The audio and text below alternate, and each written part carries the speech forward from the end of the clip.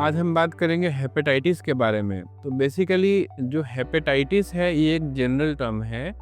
Hepatitis का मतलब है कि किसी भी कारण से लीवर में अगर सूजन आ जाए या फिर इन्फ्लामेशन हो, जो कि अल्ट्रासाउंड में दिख सकता है या फिर जो एलएफटी टेस्ट आप कराते हैं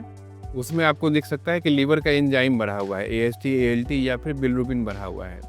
तो हेपेटाइटिस का मतलब है लीवर में इन्फ्लामेशन और बहुत सारे कारण से हो सकता है, जिसमें कि जो प्रमुख कारण जो हम लोग देखते हैं अपने प्रैक्टिस में वो हो सकता है कि अगर कोई पेशेंट अल्कोहल पीता है, शराब लेता है, उसके कारण से लीवर इन्फ्लामेशन हो सकता है।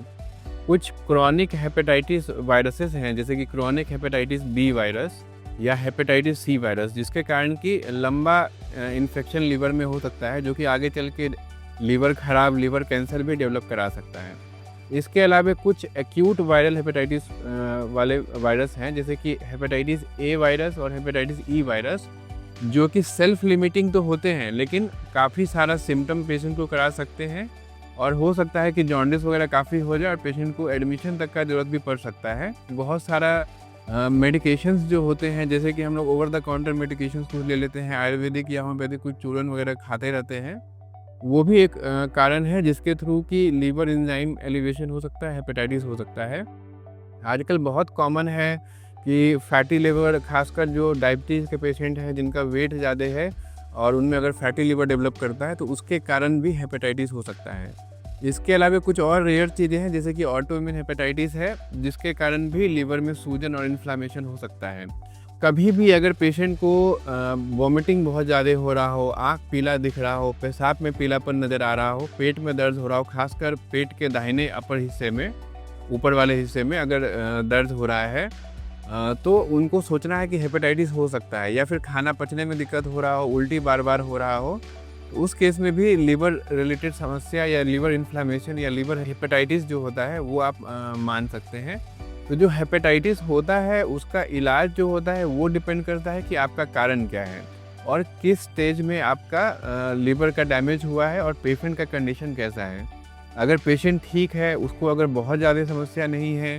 तो अगर जैसे अल्कोहल के पेशेंट हैं, अगर थोड़ा बहुत एलिवेशन है लीवर के एंजाइम का, पेशेंट होश में है, जॉन्डिस बहुत ज़्यादा नहीं है, तो उसको हम लोग अल्कोहल बंद करके और सिंपल कुछ मेडिकेशंस देके भी इम्प्रूव कर सकते हैं। बट अगर पेशेंट की हालत बहुत ख़राब है तो उस केस में आपको भर्ती करके दवाइयाँ वगैरह और कुछ जाँच वगैरह करके देखना पड़ सकता है। ऐसे ही अगर एक्यूट हेपेटाइटिस है, अगर सिम्टम बहुत ज़्यादा है तो भर्ती करके हम लोग को सपोर्ट करना पड़ेगा। अगर बहुत ज़्यादा सिम्टम नहीं है तो ओपीडी बेसिस पे ही कुछ मेडिकेशन से ठीक हो सकता है। क्रॉनिक हेपेटाइटिस जैसे बी और सी हैं, उसके लिए इलाज हम लोग के पास है और अगर ज़्यादा सिम्टम्स होगा, लिवर एंजाइम ज़्यादा भरे होंगे तो उनका मेडिकेशंस हम लोग स्टार्ट कर सकते हैं। इवन हेपेटाइटिस सी में एक जो नया ब्रेक थ्रू आया है वो ये है कि आज से 10-15 साल पहले इसका इलाज उतना अच्छे से नहीं था, बट अब जो है क्योर रेट मतलब पूरी तरह से मिटाया जा सकता है हेपेटाइटिस सी वायरस को सिंपल मेडिकेशन से within 3 to 6 months of therapy. एक सिंगल टैबलेट खा के आप हेपेटाइटिस सी का क्योर अब कर सकते हैं।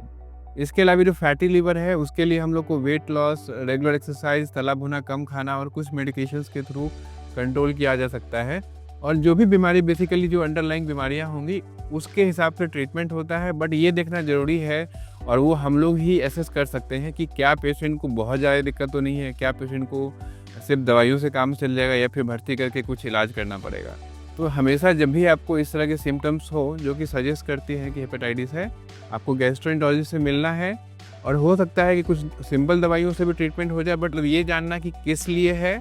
और कैसे उसका इलाज किया जाए वो बहुत ज़रूरी है और उसके लिए एक अच्छे गैस्ट्रोएंटरोलॉजिस्ट से मिलना बहुत ज़रूरी है।